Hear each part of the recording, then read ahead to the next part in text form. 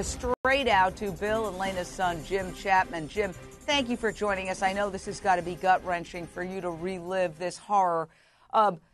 You've been quoted as saying you believe the killers are from the area. Why do you believe that? Well, there was really nothing disturbed in the house except, some things that had gone through, and we believe that it was probably people that were trying to get money, or there wasn't any specific reason for the break-in. So we believe maybe it was, druggies that were in the area. This is what perplexes me. Who would have reason to kill this beautiful elderly couple? They're just angelic looking. The wife, Lena, 81, the husband, 91.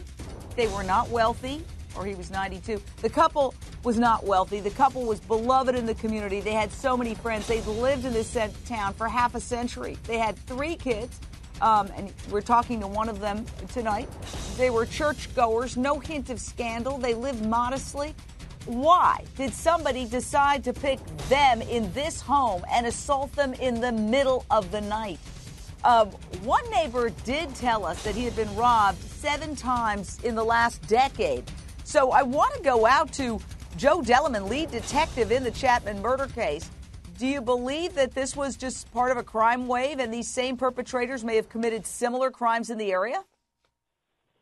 It could have been in that respect. Also, they could have been easy targets.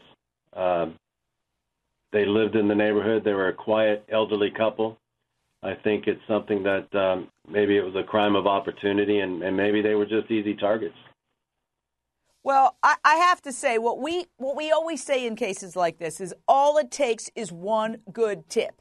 And so if you think that it's somebody in the neighborhood, in the area, I should say, in the city of Merced, which is, I think, something like 78,000. Is that it? And we've got a place to call if you have information.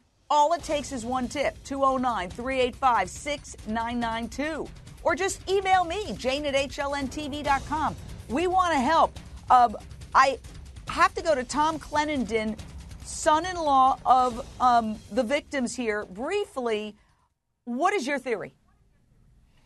Oh, it's really tragic to have something like this happen in our small community.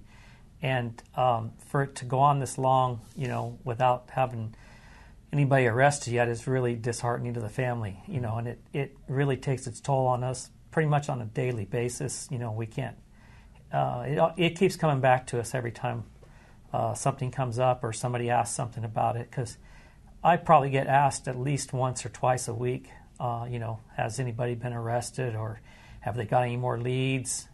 And it'd be nice if just somebody came forward with something. Straight out to HLN contributor and investigative reporter John Lieberman, who brought us this story.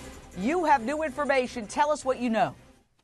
Well, Jane, let me tell you this. We are going to follow up on all leads, just as law enforcement is as well, because this guy Bill was an American hero. He helped to build B-29s during World War II, and we know that tips continue to come in, and as you just saw, the lead detective is going to follow up on every single lead that he gets. And I need to tell you how important, Jane, it is to this community.